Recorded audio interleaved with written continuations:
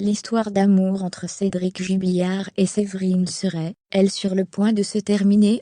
Sous le choc, la nouvelle compagne du peintre plaquiste a avoué être quasiment sûre que Cédric a tué sa femme Delphine Jubillard à Cagnac-les-Mines. Séverine aurait-elle ouvert les yeux sur son compagnon Cédric?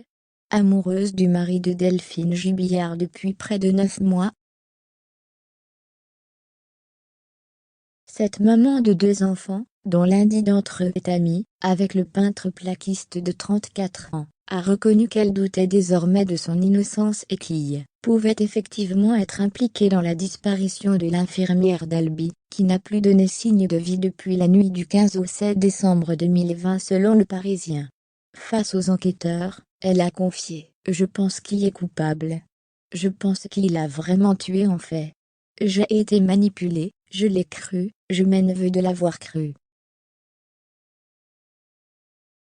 Il est tellement capable de me mentir en me regardant droit dans les yeux. » Ce n'est pas la première fois que Séverine doute de l'innocence de son compagnon puisqu'en juin dernier, elle avait déjà fait part de ses craintes auprès des journalistes du Parisien.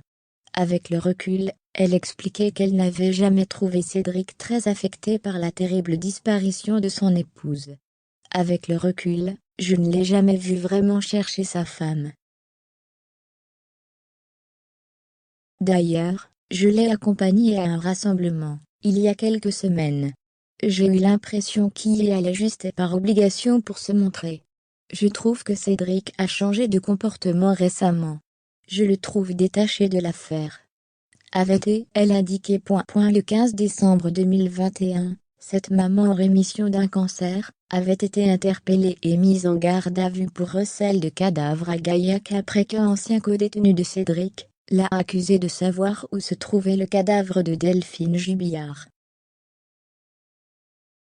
Finalement, elle était ressortie libre le lendemain, faute de preuves. Sûrement choquée par cette expérience, Séverine a depuis décidé de quitter son logement de l'Escure d'Albigeois pour se réfugier au calme à la campagne. Selon le nouveau détective, Séverine se trouverait dans un endroit tenu secret. À l'heure où nous bouclions ces pages, Séverine était allée se mettre au vert, dans un endroit tenu secret, pour souffler après toutes ses émotions, a ainsi indiqué le journaliste Vincent Sénécal.